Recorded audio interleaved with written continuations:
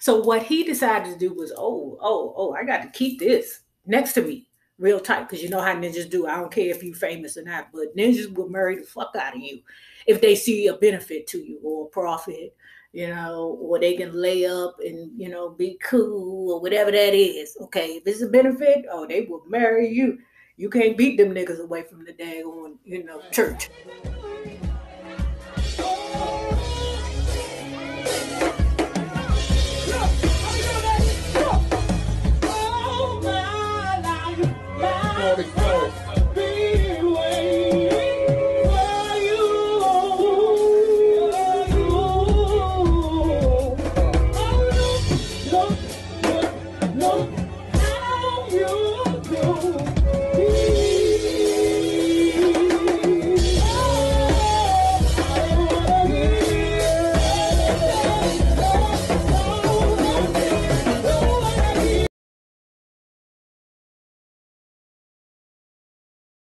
Well, hello there, love bugs. Hello there, Bellas. If you have not already done so, please remember to like, share to Facebook, and subscribe, because it is so important to our success here on the YouTube.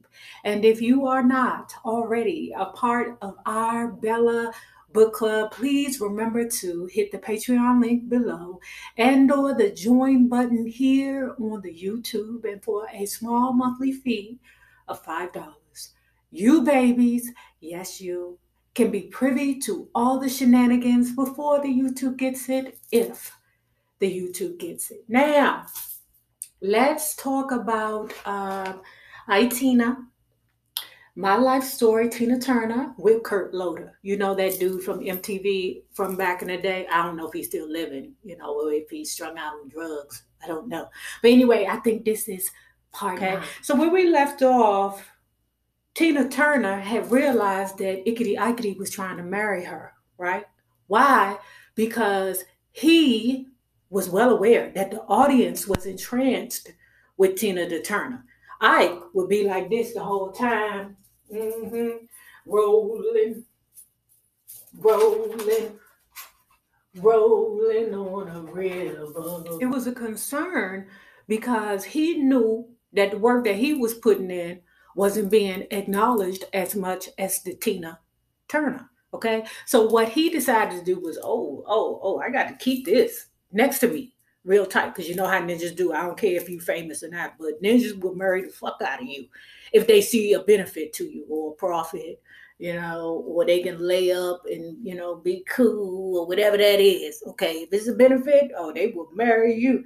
You can't beat them niggas away from the daggone, So church. Anyway, Ike Turner said, I wasn't really married to her. How could I be married to her when I'm still married to the other lady? Is it true, y'all, that Ike Turner was married 45 times?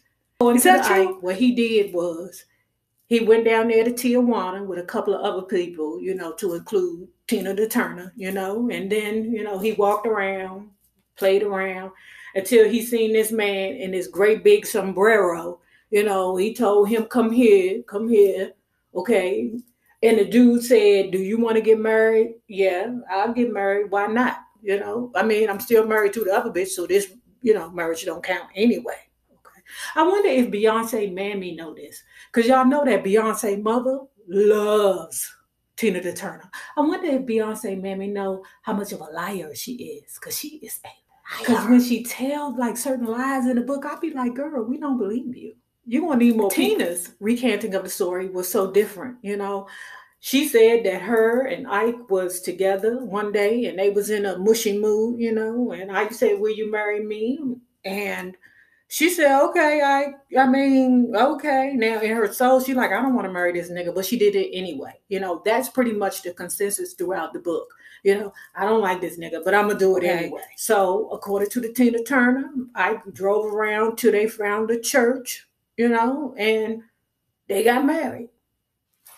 I wonder why Ike and Tina's recanting of the story is way different. It's like Ike said, I seen a man with a sombrero on, and I was like, okay, yeah, we'll get married. But Tina's, It was like the reason why they went down to Tijuana was to get married. It's I don't know. I'm just, do Beyonce mother know this bullshit? So the next day, the sun was shining, and I called my mother in St. Louis. Oh, Ike and I got married. Trying to put it in the best light, okay? And she was going, okay, I'm so happy, baby. I'm so happy. Tina said she wanted to say, Ma, just forget it. This is not a marriage. It ain't for real. But it was too late for that. I was now Mrs. Ike Turner or whatever. You was the whatever. You wasn't Mrs. Ike Turner because Mrs. Ike Turner is somewhere over there, don't even know what the hell is going on because Ickety Ikety said he was still married to another lady at the time. Okay, that's crazy to me. Again, do Beyonce mother know this? In 1964, the year the Beatles led the British invasion, which quickly began transforming the American music. Ike's recording contract with Sue Records had expired, but Juggy Murray soon approached him about re-signing. Okay. Now I know you heard me talk about the dude Joe Bahari before. Okay, Joe Bahari kind of opened the door for Ike to get into the business solidly. Okay. Now the contract that Mr. Juggy had gave Ickety Ikety had sat down over there somewhere. What was the name of the place? La Cienega and Sunset. And they sat down, drank some coffee or tea, whatever what tyrants drink. Okay. And they went over the contract. The man, Joe Bahari, had said, okay, tell him to take out this, tell him to move that, put this wording in. And then once he take care of all the signage or out all of the revisions, then you go ahead. This is what Mr. Juggy Murray said. It was $40,000 and Ike beat me out of it. I gave him 40 big ones and the son of a bitch would never do anything that I ever told him to do. He just cut the records on his own, sent in the masters, and they weren't shit. So then they ended up moving in a place or an area that already housed famous people like Ray Charles and Nancy Wilson. Okay. In his mind, in Ickety Ikety's mind, he had made it. Yeah, you had made it with Tina the Turner. Okay. And for real, if you wanted to keep her for real so bad, why didn't you divorce those other people over there and lock this in? Because right now, they in a fake ass marriage. Do Beyonce mother know this? Do she know says that once they bought the house, the big one, that Ike Turner basically, shizzed on that man, took that man $40,000 and ain't give his ass a nothing. A bucket of nothing. Okay, here go your music. Live it, like it or love it. You ain't getting shit better. Okay. I mean, that is the way, when you want to get rid of somebody, you just piss them off. So anyway, once they got the house, okay, what happened was Tina had summoned her boys from St. Louis. They was with a housekeeper who was basically taking care of the boys. Okay. Ickety Ikety's two boys with Lorraine had been living with Lorraine. Okay. Now, once they got a solid place to live, after they then shiz that man out of his money, they brought all four of the boys along with the housekeeper that was taking care of Tina boys to the house in California. While the boys are in the home, like I said, they're being taken care of by the housekeeper. Now it's time for Ike and Tina to go back on the road. Okay. Tina said, man, look, it was grueling work. All right. It was really, really hard work because Ike didn't have no stop. He obsessed with perfection. They said that Ike was like a James Brown, but on a smaller scale. And James Brown had a huge reputation for being a tyrant when it came down to perfection that he wanted from his musicians. So the touring was vital to Ike at a time of diminishing hits. Now, this is because he needs to keep himself in the public eye because he doesn't have anything on the radio that's hot right now. So the only thing he can do is just go on these world tours, or at least, US tours that would constantly remind people of what he's capable of doing.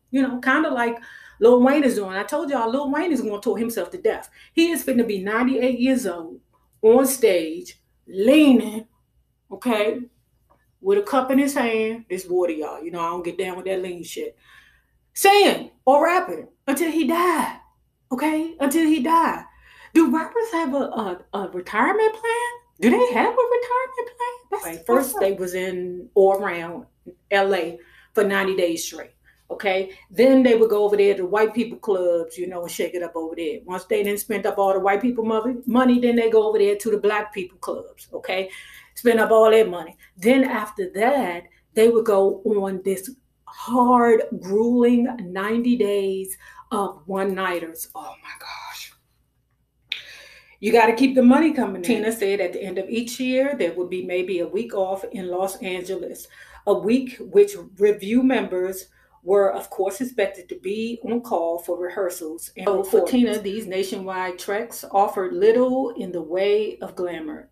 Each outing was a nightmare of hot, smoky clubs that made her eyes water and her throat go. Well, she also said that because there was no roadies for the group, okay, you know what roadies are. That's those people that just hang around and just want to be around the group for free, you know. And then before you know it, they helping bring in and out the instruments, okay, and, you know, doing business arrangements and stuff like that for the band, okay. Basically just working for free, okay, just so they could say they work for the band or around the band. They didn't have no roadies. So what was going on was the musicians was putting their own setup together on stage. Okay, so that was tiring. Okay, that was a bit much. All right, just thinking about, you know, you just played your heart out on the drums and you got to pick all that shit up and take it to the truck. And so, no, but Ike intent, as ever, upon eliminating all possible middlemen, was determined to internalize such functions within his own organization. He had done it in St. Louis with the help of the business-minded woman, Annie Mae Wilson. Let me tell you something. Let me tell you something to the guy. I seen your comment. I see all your comments. For the guy that tried to correct me and say that, oh, her name is Anna Mae. No, I'm not talking about Anna Mae Bullock. I'm talking about Annie Mae Wilson. Okay?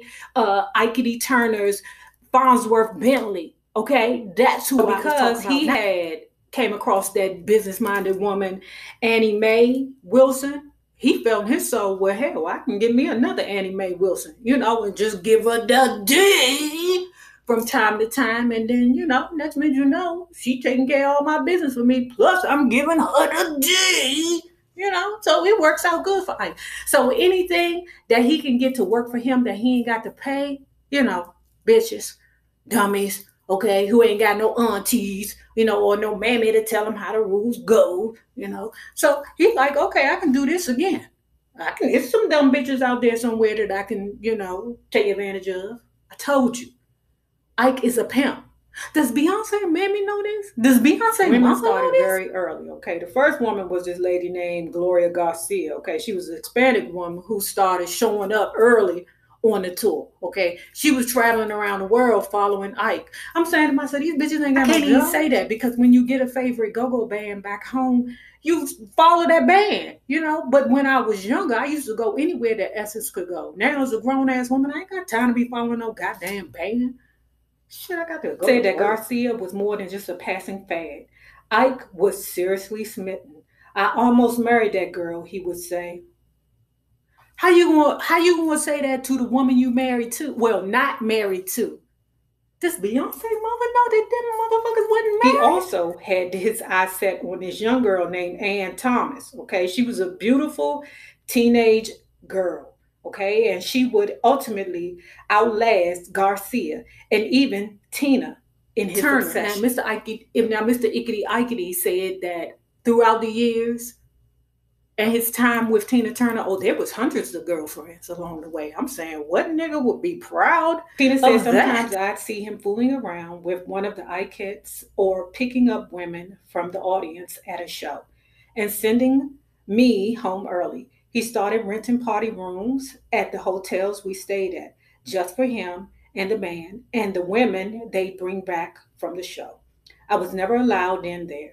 Later on, the party rooms became party suites.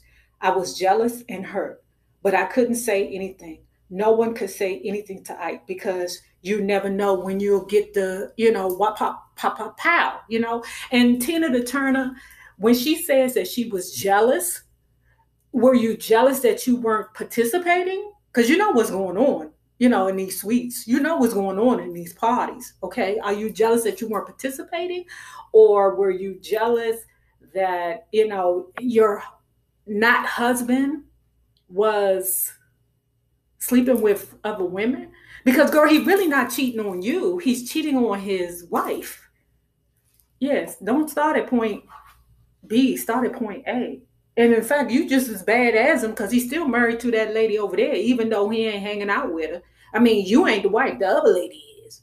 Does Beyoncé Mother know? She said that she would see women walking around with the same necklaces and furs that he bought for her. I mean, he got to keep his entire stable happy, baby. He just can't keep you happy, even though you may be the bottom bitch, okay? But he can't. No, girl. Now, one of the most useful women ever discovered by Ike was this lady named Anne Kane. Okay, she was also quite beautiful, which was probably the first thing Ike noticed upon meeting her at a record store off LA's La Brea Avenue sometime in 1963. Now, Lucky Ann had been hanging out, in post gig spots like this rib joint that she talked about, right? Okay, I'm saying, oh, this bitch got a mission. Okay, so she know where the people hang out, so she want to be where the people be. Okay, so that's where, he first, laid eyes upon the beautiful thing. Okay, so when Ike Turner turned up at the record shop, Ann Kane knew who he was, and Ike knew a good prospect for a cheap recruitment when he saw one. The Turners had just lost their housekeeper, so Anne, who was neat, clean, industrious, well spoken, and had been educated as mostly white Catholic schoolgirls, she was brought in to look after the four children, by now ranging in ages from 3 to 5. They provided a substantial challenge. Now, Ann Kane says Ike and Tina were always gone, and the housekeeper they'd been paying hadn't trained these kids. One was bored as hell. One thought he was rich, always tripping about his clothes, so he would tear his clothes up just so he can get some new ones the next day. Mm-hmm. And one wet the bed because he had emotional problems. All right. They didn't know their address, their phone numbers, how to wash, how to cut, how to eat.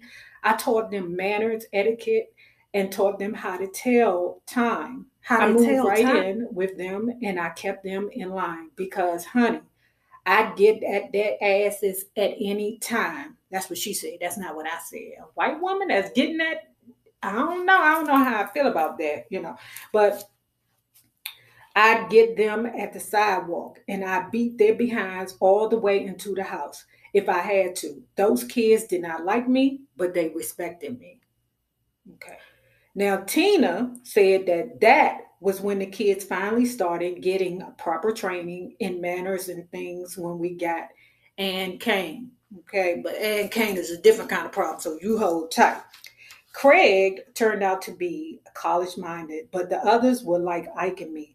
They mainly just wanted to get through school and be done. Ickety Ike was so impressed with Miss Ann Kane that he brung her into the house and set up some quarters for her to be there to take care of the children. Okay. After a while, he started teaching her the business. Now, Ickety Ike was so impressed with how well she took care of the house that he felt like, wait a minute, will she be this good taking care of the management details on the road? Let me see. She proved so sharp that Ike was soon taking her on the road too, having her clock attendance at the doors to make sure club owners didn't undercount the house, and delegating her to collect the band's cash between the 2-hour sets they play each night. In this capacity, she was frequently witness to the true nature of Ike and Trina's relationship. Ann Kane said that nobody should treat another human being the way Ike treated her. He was so horrible. One time in Dallas, I saw him stick a lit cigarette up her nose. Okay. Another time in Velastos, Georgia, I think some girl he had been fooling around with made him mad. So when he got done on stage, he went down and took it out on Tina the Turner. Didn't I tell you? If your nigga get mad at you for no reason, just out of the blue, you're like, damn, what the hell? I didn't do nothing. What are you talking about, Clarence? What's your problem today? It's not you, baby. It's that bitch on the outside that pissed him off. He mad at her because she out having her a good time. And he don't want to be with you. He want to be with her. Keep that in mind, ladies. When them niggas be mad at you for no reason, say who done made you mad? Was it that bitch? Is you mad at her? Because you need to go find her and fix it and get it together so you can get the fuck out. Nevertheless, Anne Kane too soon came under Ike's erotic sway, a development of which Tina became aware during Kane's first road trip with the Review. So you telling me, Miss Kane, you see the way he whoops up on Tina's ass and you chose to be with him? See, that's the bullshit I'm talking about. You know he old savage, okay? You know he a cheater. You know he a savage. You know he whoops ass. Why would you be eager to join that circle of abuse? Okay, now this is Miss Roby talking, okay, from the Sweetie Pies. I love this book. I love how this book has, different people's perspective in the book, and sometimes it matches and sometimes it don't, girl. Anyway, Miss Roby said, we were in Phoenix and Anne had gotten a little too bold with Ike. It was to the point where she was riding with him in the car and Tina had to ride in the bus with the band. Then, those his and hers t-shirts. Well, Anne came out one day with a his t-shirt on it. That was a blatant, that was blatant disrespect to Tina, okay? I'm not his wife, bitch. He married to somebody else, okay? But he's supposed to be married to me, God damn it, okay? And you gonna disrespect me and put on his shirt, But did Ike have on her? And Miss Roby said that's when Tina beat her up. Yes, yes, yes.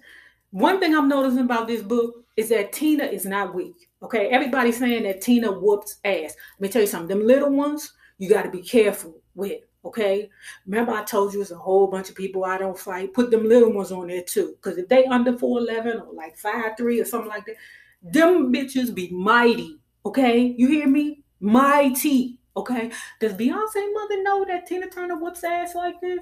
Tina says Anne Kane was really after Ike, which was what I didn't like about her. Over the years, Ike was involved with other women that worked for us, but none of them openly tried to take him.